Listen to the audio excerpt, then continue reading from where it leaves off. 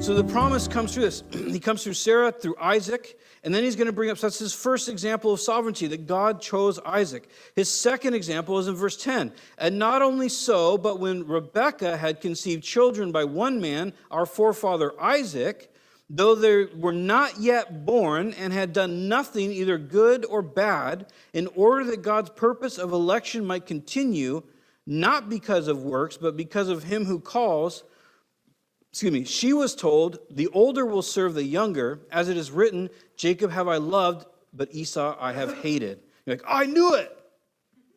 Esau I hated. So in this example, Paul says this. He says, Isaac has children with Rebekah. He has Jacob and he has Esau, twins. Before they do anything good or bad, God sovereignly chooses Jacob. And they have the whole thing where Jacob reaches out and grabs his brother's heel, and that's how he gets named in the whole 9 yards, which would be very weird. I've been in a couple of births, and if I saw that, I'd be like, I don't feel good about that. So that's what happens. And so we don't have to be concerned with why that happened. We know that God blessed Esau. We know that in the end, the Edomites become the enemies of Israel. Why? Because they choose to attack Israel. There's some other interesting things to note here. Esau never served Jacob. You never read of that happening. And so there's something to understand. This quote, which is pulled out from one of the minor prophets, you can look it out on your own. The older will serve the wider, and Jacob have I loved, Esau will I hated. In the quote, these two things, one of these two things, he's speaking of them as nations. The prophet is. He's speaking to them as nations, Jacob and Esau, Israel and Edom. So the prophet, the quote that's being pulled out of here, I think it's Malachi, if I remember correctly, the quote that's being pulled out of here is a testimony about two nations. Now, Paul uses that to show his sovereignty in choice. But what does it mean that he loved Jacob and Esau, or that he hated Esau? We don't have time, but I wrote them down. You can turn to Matthew 6:24, Luke 14:26, and John 12:25, and I'll say them again slow if you want them. But remember when Jesus is talking to the disciples? He's talking to the masses in some respects, but he says, if you're going to follow me, you have to hate your mother, your father, your brother, your sister. You have to hate them all. Now, when we read that, do we interpret that as Jesus saying that you truly need to feel a vehement loathing for your parents? Wouldn't that actually be contradictory to the Ten Commandments, for example? To honor your father, the fifth commandment, to honor your father and mother. So would hating them be honoring them?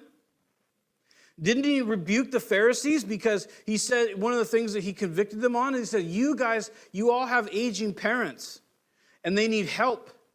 And you say, I would give you my money, but it's Corban, meaning it's a gift to God.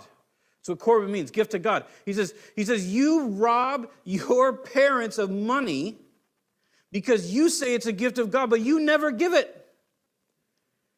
So he uses giving money to your folks as an illustration of a conviction against the Pharisees. So when we understand what Jesus is saying in these references, he's not saying you need to hate them. What he's saying is a comparison.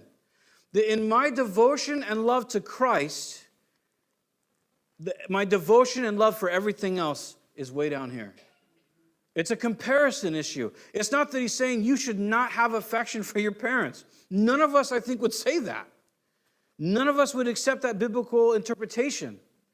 So when Paul is now quoting here a prophet who's speaking of nations, he's not saying that God formed Esau in the womb, because we know, right? I mean, look at the Psalms.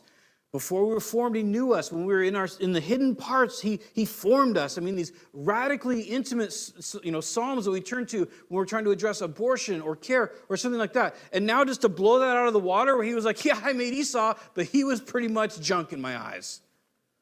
I hated that guy.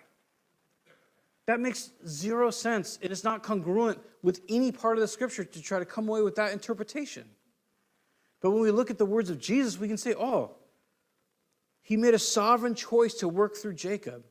And that sovereignty was so mighty that in comparison, he said, I hate Esau. Not the person, the nation, after it had attacked Israel. It's important that we understand these things. It's important that we look at these things. So his second example is that God sovereignly chose Jacob. And in the end, Esau responded to it poorly. He did in the beginning. You can still read about it. When Jacob sees Esau on the road, this is what a great guy Jacob is. Remember, he's traveling with his family, and then he realizes that Esau's coming to meet him. And what does he do? He starts sending all of his children and all of his wives ahead of him with gifts. And he sits in the back. I mean, this is a real go-getter right here. This is the guy you want protecting your house. And then he finally shows up and he's just like, please. And Esau's like, no sweat, man, it's good. Why don't you come back and hang out with us? And Jacob's like, yeah, we'll follow you back. It just leaves him hanging. This dude is a coward. It's wild. The patriarchs, men of real faith there. Just like us. So he says, Jacob have I loved. Before they did anything good or bad, Jacob was not chosen because he was this wildly brave, amazing guy. He was chosen for reasons that only God knows. And Esau, for a long time, was at peace with Jacob. But generations pass, and there seems to be some jealousy and some different things that take place because of the calling on the people of Israel. And later Edom comes and attacks them.